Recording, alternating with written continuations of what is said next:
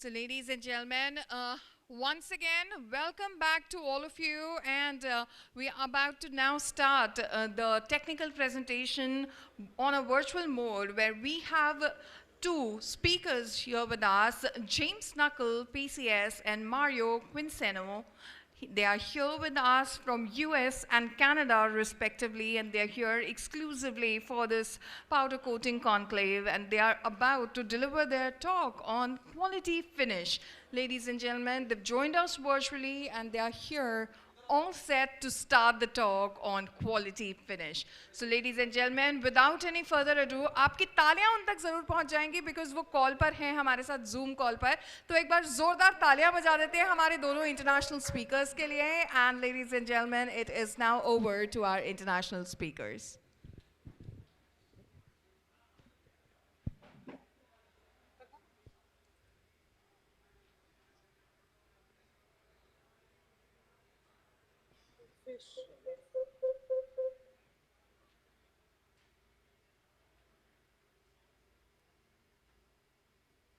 Hello guys, can we talk now?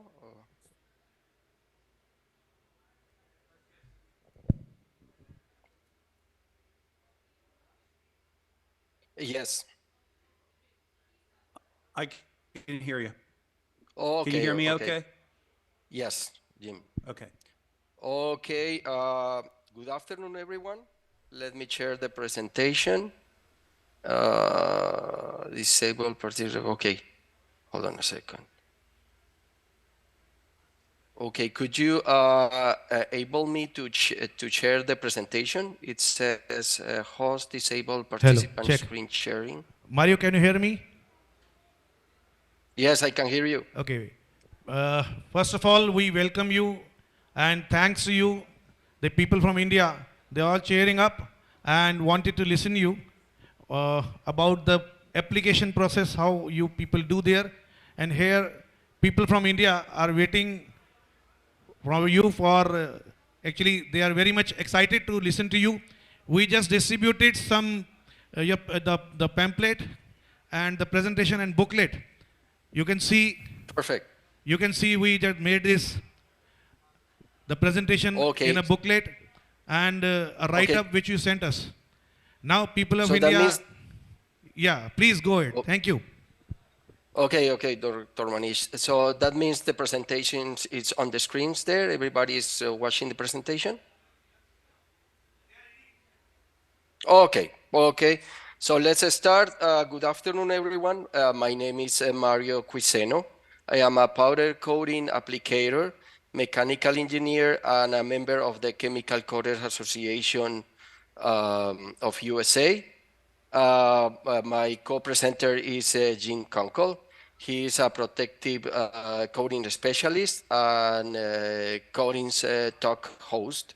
I don't know, Jim, if you want to say some words.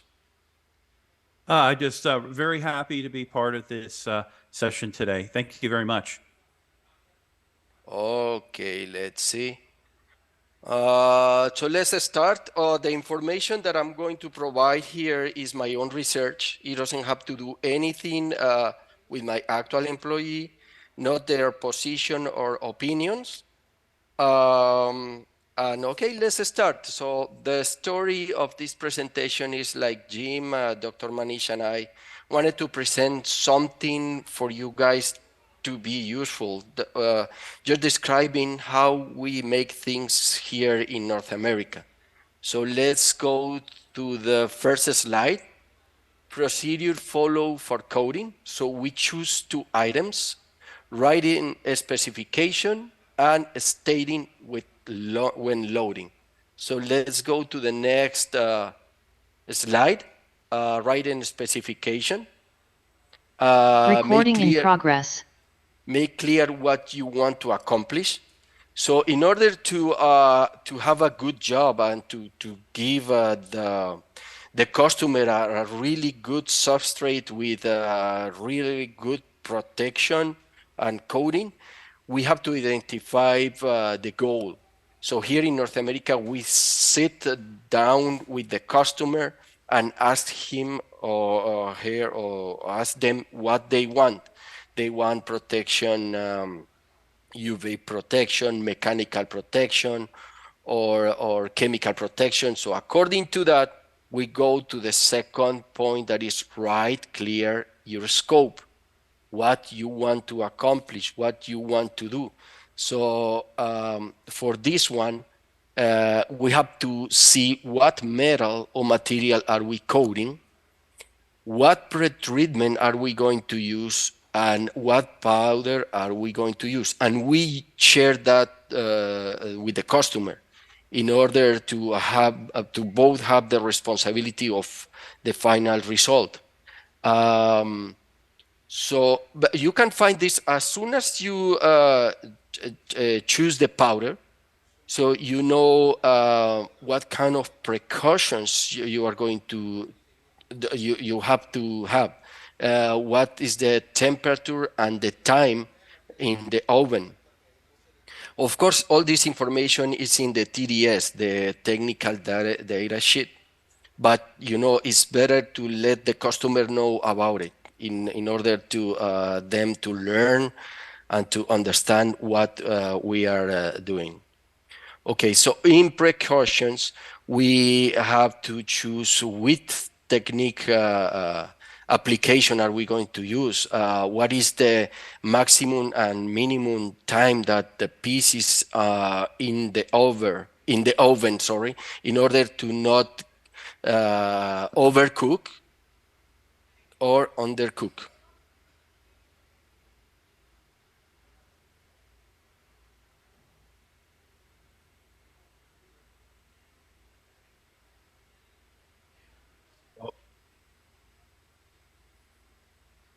So please unmute. Hello. Sorry, could I continue? Is everything? Check. Kindly unmute, Mr. James. Kindly unmute yourself. Hello, is everything okay over there? Could I Yeah, continue? it's okay. It's okay. No problem there. Okay. Okay, so we were talking about the technique application and time over or undercooked. So in the technique application, so we were talking about writing the clear scope and the specification. So in the specification, you have to tell the applicator, the customer, and everybody that you what kind of how many strokes the piece needs in order to be fully covered and to avoid orange peel. So the next slide is again writing specifications. So details are vital because they can guide the other shifts and the other applicators to know how many strokes, as I said before, and what precautions the applicator has to have in order to paint the piece. And then the applicator knows which appearance, which physical characteristics, the thickness of the film, because it's not the same to paint a piece for the agricultural side than the architectural side, because in the agricultural side, the piece is going to be protected against rocks, mechanical stress, and so on. While in the architectural side, you need it's more like UAV protection and other characteristics. So it's really good to know for us, the applicators, to know what is the final use of the piece that we are painting. Also, in writing specifications, we can find in the next slide, we can see the different kind of standards. Here in North America, we follow always the standards, the international and the national ones, in order to, walk safe and have everything under control and with a good quality. I wrote some standards there.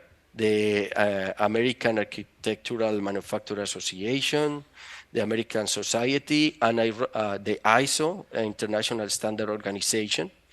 And also I wrote here the last one, the PCI PCI 3000 is from the Powder Coating Institute.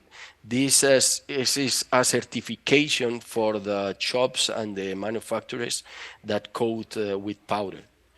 Also, we can find in the specific in these standards the way to evaluate the pieces against gloss, impact resistance, the flexibility using the mandrel, the crosshatch adhesion that is really we are using almost all the time with the samples, and so on. Okay, the next slide is stating when loading. Here we spend a lot of money in loading and loading. Why? Because it's in order to improve your productivity, to increase the part density, in order to, when you spray the pieces that are hung in a jig or in a rack or in some hooks, in order to lose all the powders, not just to approach all the time. We take care of that the piece doesn't bounce and touch against each other, but we post it and place it in a right place in order to not lose powder and to save money. So here we design our own jigs, hooks, and so on. Okay, next slide is equipment used for coating. We have equipment and powder. So I'm going faster in this. It's the most common equipment used in North America are Jima, then Norson, and then Wagner systems. Of course, there are more, but these are the three. Maybe this information is valuable for you. I just wanted to share this. Next slide is powders. I congratulate you because India is really strong and robust in powder coating. You are one of the powerful countries that have superior replacement of liquid painting for powder coating. So it's something that I just wanted to highlight here. And India has technical agreements with a lot of countries like Japan, China, and Canada. Here in Canada, I'm located in Canada, you have a technical agreement with Kansai Nerolac Paints. And the company here in Canada is Protect Chemicals Limited. It's located in Quebec, Canada. It's like 30 hours by car from the city where I'm located, so it's really far. Okay, and here we can see the projections for from 2016 to 2028, and we can see that in 2028 it's going to be double and is increasing in all the resins. For instance, epoxy polyester. We call it hybrid here. Polyester, polyurethane, and acrylic. So as we see, powder coating is growing and growing. Okay, next slide is how do you do coating here in North America? So we choose some items. We choose training and system efficiency. Let's go for the next slide, that is training. So here, the companies spend a lot of money also in loading and unloading and in training. Why in training? Because what's happened before is like one guy was explaining the other guy, and the other guy learned from the older guy that left the company. And during that transition, we lose a lot of information. So we lost a lot of information. So here we are writing procedures in order for the new applicators or even the older ones to have everything in your hand in order to investigate what happened, to look over, to read again. So we have two items that we emphasize more, that are cleaning between changes. Hello. How to clean the booths, how to clean the guns, Hello. how to blow off the guns. Mr. Mario? And the next one is setting up equipment. So we train people how start up the equipment, the washer, even if they don't turn it on. I mean, there are two kind of applicators: the one Mr. that Mario, work in a shop can you and the hear me? one that works in a manufactory. Mr. Mario, can you hear Dr. me? Mani, yes. People are actually more interested to see the slides on your screen also. They are reading it, but I think if you also share the screen, the PPT on screen also. Okay, okay, yes, yes, yes, because I couldn't see any, it didn't allow me to share. Yeah. So, okay, now I'm sharing. Hold Yeah. on a second. And Let's see if you, just go to that slide only which you are just speaking for. okay, let's see. Hold on a second, I'm going to share the presentation now. Okay, did you see the presentation there? I'm in training. Okay, so as I was discussing, we emphasize in two areas: in cleaning between changes and setting up equipment.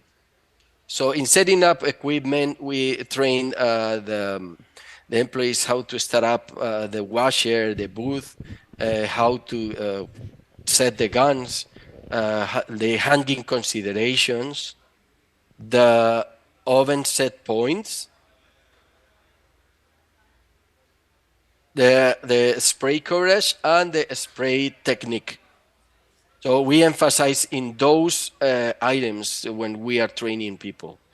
And the system efficiency, we take care a lot about contamination. We try to avoid source of contamination. The transfer efficiency, in contamination, we are really serious in close your bags properly, vacuum instead of sweeping. When you sweep, you create this kind of dust and you can create a source of contamination. And we create a checklist of what we are cleaning. Transfer efficiency, this is really important. Transfer efficiency is how much powder I'm spraying versus the powder that is on the substrate. So for that, we measure the gun air velocity. We take care of what spray nozzle are we using. We check the voltage and the amperage. The booth air velocity, I mean the how the system is sucking all the extra powder that is flying around the booth in order to avoid contamination. We take care of the material dimensions and geometry of the substrate. The application technique, how fast the applicator is applying the powder, how to paint the Faraday cages, how to paint the corners, and grounding. Grounding is really important. We measure all the time grounding. Why? Because if the piece is not grounding, is working like capacitor. So that means the piece is not attracting the powder, and then it creates a lot of defects on the piece, like orange peel, like back ionization. So grounding is really important. Precautions taken while coating: check the air supplies. I'm going to run really quick on this because I think I have talked a lot. So the variables that we have to have good air quality, because air is the vehicle of powder coating.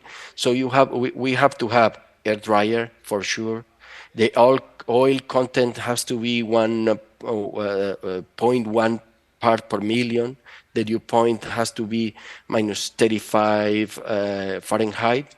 The particles has to be less than 10 microns, and always the compressed air has to be 100 PSI.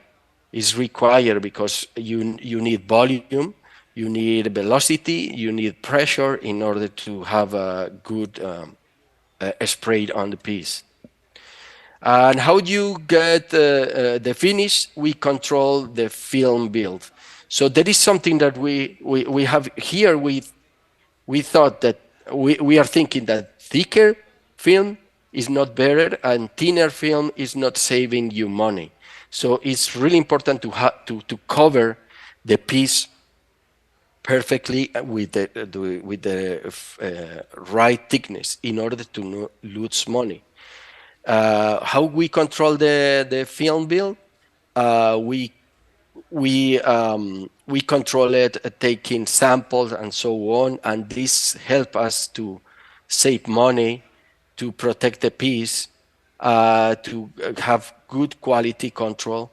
And also, what I'm going to share here with you is something that we do here is like define the critical areas.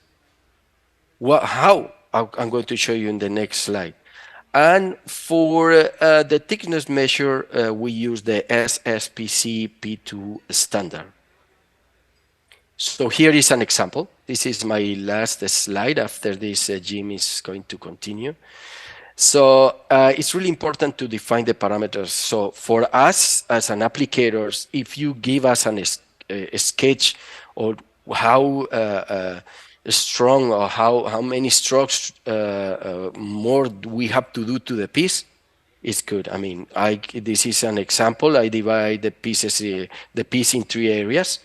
The area 1 is like the more visible one, is going to be exposed to the UV, to the mechanical stress and so on. The area 2 is like inside the piece. And the area 3 is the Faraday cage, as you can see here. So for us and our applicators, if we see this, we know how to paint the piece properly. So that's all from my side. So now let's Jim present.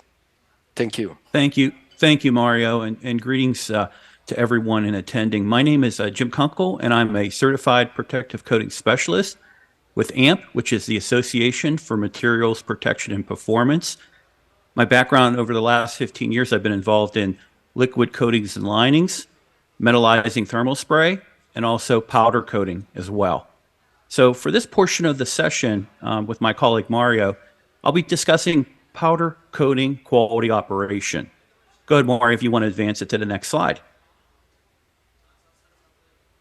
Quality operation for powder coaters provides a basic development advantage on securing critical components projects, methodology to mitigate risk, value add to existing prospects, customers, and also current customers as well. And it also readies the operation for industrial accreditation or ISO auditing. And where I'm going to come from this on this session, this part of the session, is to talk more about in a global economy today, what we're finding is that projects, especially critical projects, can be done in different parts of the world. They're not typically done. I have projects here in the States that sometimes will have components that are powder coated elsewhere and shipped transported to the States, the United States, for assembly and for installation. Now, related to the operation, the company, it's the ownership and the management's responsibility to have first an established company mission and vision statement. And that basically just spells out exactly what the purpose of the company is and what's the vision, what's the growth vision of the company itself. And this is really important because what it does is it helps focus the overall business and the operation on its purpose and its commitment to its clients and customers.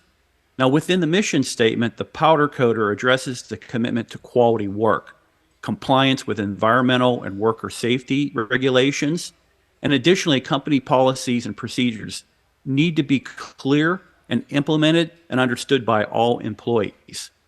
Now, an organizational chart is very important because there you'll lay out your clear lines of responsibility for key personnel related to the powder coating application, quality control, and management, as well as executive oversight. When establishing job descriptions and key personnel, it's critical that responsibilities and duties are clearly stated and current industry best practices and regulations. Specify the level of experience, license, certifications, training, and ongoing skills and quality control education. And strong emphasis needs to be made on safety and environmental officer certification and the ability to challenge management and ownership decisions. contract project requirements review and communication are very critical in a quality operation. Receiving in the contracts, understanding the full scope and what needs to be brought to bear to complete the project, that needs to be communicated out throughout all levels of production, quality control, and also when you're looking at the fulfillment and other aspects of delivering the product to the customer. Now, document and quality control data retention. This is really important to have.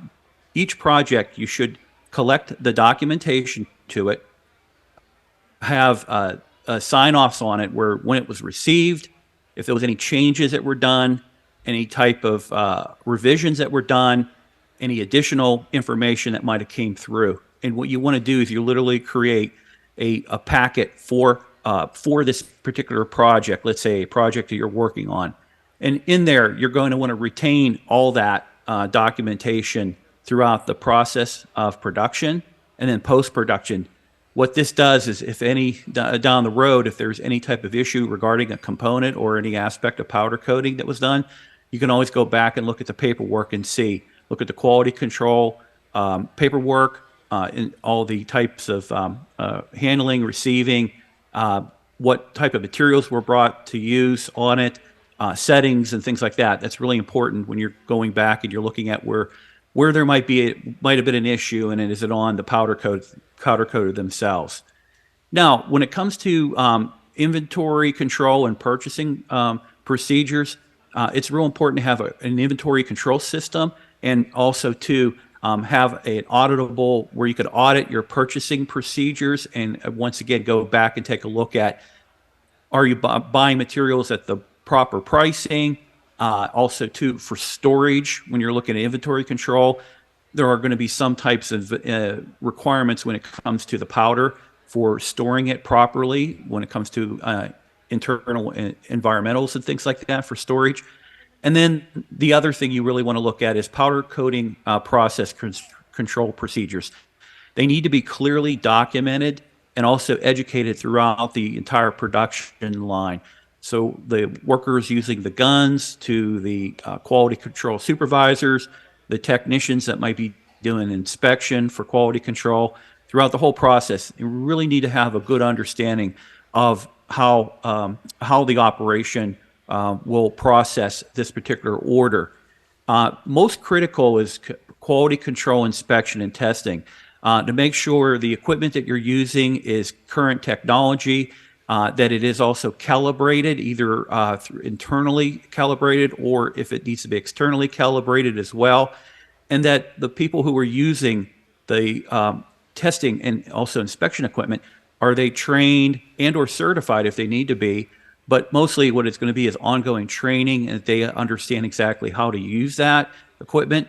A lot of the new equipment used in powder coating is electronics, so it can be connected to a computer, an iPad, or a database, and it feeds information into the database. So, does the operator, does the inspector know how to properly utilize that equipment? And then the second thing goes into the retention of that, use of that data as well. When it comes to nonconformities, when quality control finds an issue on a particular run or a particular batch, they need to stop the production, go through, analyze exactly what had happened to this, and then issue a corrective action. The corrective action needs to be educated throughout the entire line and the operation, and then once the problem is rectified, you'll resolve the issues with the batch or the run, and then also make sure that the production continuing on will follow the proper procedure from dealing with that nonconformity. And that leads into the corrective action process and documentation, where you want to log those in and make sure you have everyone sign off on it, that they fully understand there was a nonconformity, and now here's the corrective action to resolve the issue moving forward. As Mario had mentioned earlier, when you're looking at operating a gun, when you're looking at setting up the oven, when you're doing anything related to equipment, it really does require a specialized training, ongoing training, either internally or externally.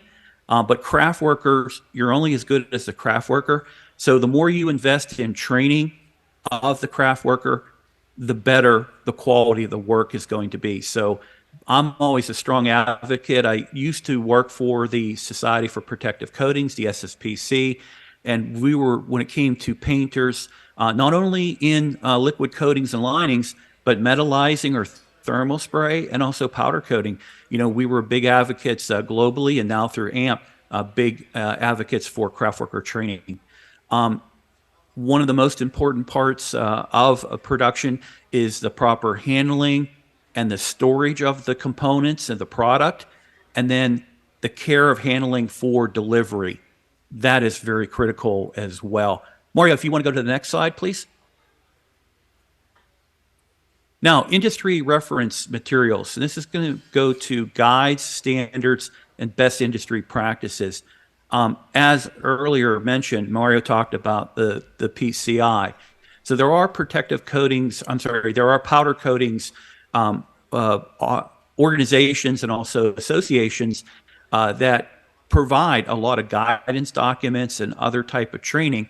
When you look at the powder coat suppliers as well, a company like Akzo Nobel, for example, they have guides on application. They also have other types of information related to powder coating, its use, and also to the material data sheets, safety data sheets, and other type of important documents. So you want to maintain a reference library of guides, standards, and then also to anything from the manufacturers. When the projects come in, they're going to have on the contract documents some requirements. And so you want to make sure you have that documentation if it's called out on the project, and that is it current and updated as well. Now, when it comes to shop quality goals and a quality management system, there are a lot of, for a QMS system, there are a lot of programs out there that are automated that you can just incorporate within your operation. But for the most part, with quality management systems, it's better to organically grow that system to make sure that you do have a system in place if you don't already, but also routinely go through and review your quality management system to make sure that it's up to current best practices, and also it reflects the latest technologies, also to techniques and other changes that happen in the powder coating industry. And really, for quality goals for a shop, the shop should be well maintained, clean. It should be very safety oriented. And the other thing, organized. Organization is really critical. In previous life, I worked for a fabricator. Here, I'm in the Pittsburgh, Pennsylvania area in the United States. I worked for a fabricator, steel fabricator that also did powder coating. And I remember in powder coating, when we first got into the operation, we weren't always the best at keeping the shop as clean as we wanted to. And it did create a hazardous situation. So by making sure you focus on quality goals when it comes to not only the production of the shop, but also for the appearance and safety of it, that's very important as well. Now, for your shop building, you're going to have clearly designated areas. Typically, when you look at a powder coating operation, there's an area for staging, surface preparation. You're going to start to load your hooks, and you're going to apply your powder coating, and then you're going to go into your oven, and then come out of your oven. You're going to hang for a little bit coming off the line, and then from there, do you need to do any type of other type of touch-ups with it? Is there orange peel? Is there any type of slight defects that maybe you're able to take care of? And then the important thing is going to be, how does the customer want it to be? Does it need to be wrapped, packaged, stacked? How does it need to be? So the handling, and then also the storage of it, and then the delivery of it is going to be very important as well. So you're going to have different areas within that shop operation. Now, for personnel, craft workers, as I mentioned, who are working on the line, they need to be trained, and in some cases, they could be internal training or external training. But when it comes to quality control, you can internally train quality control people. I'm the type of person where I say go to some of the associations and organizations and get them to go through some of the courses. There's a lot of online courses, and they do a very good job, and I think they really do prepare a quality control person. And then for a quality control manager, it's not probably in the best interest of an organization or a company, excuse me, when it comes to quality product and everything like that, to maybe have that person go through additional training and or qualifications to become a quality control manager or a supervisor. Now, process equipment, very important when it comes to evaluating your process equipment, to make sure that it is maintained properly. Again, any type of upgrades or changes that need to be done. It could be software related. It could be component related. You always want to check and measure. You always take a look at the equipment just to make sure that it is up to best practices and running as efficiently. It's all about making money, is all about being efficient, effective, and then also delivering value to the customer. A customer will pay a premium if they have problems from other powder coaters and they don't have problems from you. They're going to want to do business with you, especially on these critical component items. And I do see that globally in my current role that I do. Now, when it comes to inspection equipment, again, making sure that the inspection, measuring, and testing equipment, again, is all calibrated properly, either for every use. Sometimes they need to be calibrated, recalibrated, or if it needs to be sent off for calibration, that's important to have as well, especially when you're going through, if you're going to go through some type of an audit process, ISO, or if you're looking at some other type of industry accreditation. For example, AMPP or AMP has a QP3, which is for shop applied liquid coatings or powder coatings. And there are some owners globally that do require that accreditation. And then the important thing here, the last item I have, is quality records. And this is going to be related to the contract and also documentation that you do receive. Internal audits that you would do. Routinely, you want to audit your operation to make sure that you're running at best practices, but also running efficiently and effectively. That's also important if you're going to go on for any type of ISO audit, or if you're going to go on for any type of other certifications or accreditations. Certificates of conformance, and that's going to be more related to equipment, testing equipment, and then the qualification of material suppliers and subcontractors. You're going to have your material suppliers. So if you're buying powder coat from an Akzo Nobel or whoever you're buying your powder coat from, just make sure that you qualify the material, you retain the documentation. And then in the case, if you're doing subcontractor work where you're going to be, you take on a large critical component project and you're going to be doing the work, but it's going to be too much for you, make sure that you qualify any subcontractors, because ultimately that will become a problem for you if they do really poor quality work. And that's something that's very important to make sure you do qualify your subcontractors. And with that, I know I've covered a lot kind of quickly here, but I really appreciate this opportunity to have this conversation with you. Mario, you have anything to add in closing? No. So just sorry at the beginning I couldn't share the presentation. I hope Dr. Manish and his daughter was presenting for me, and that's all. And thank you, everybody. I just wanted to show you from the applicator perspective how we see things here in North America, and that's all from my side. So nice of you, Mario, and thanks a lot. Can you see us? Yes. And thanks a lot, Mr. James. This is nice to hear you all, both. And people you can see from India, they want to applaud you. Can we have a huge round of applause for both of them, please? And really, it's very nice to hear you, how you people do the, the coating, powder coating in your continent.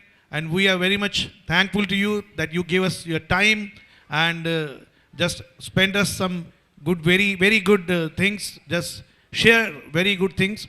And sir, from our side, I really appreciate whatever you said, whatever you shared, and thanks a lot. We from India, we are very much, this is very helpful for us and so great of you. Thank you very much. एक बार जोरदार तालियां फिर दोबारा से बजा दीजिए please. And thank you for inviting us to this conclave. It's really important for Jim and for me to be here with you guys. Thanks, Mr. James. Thanks, Thank Mr. you. Mario. Thank you very Thank much. you. We will be in touch. Thank you.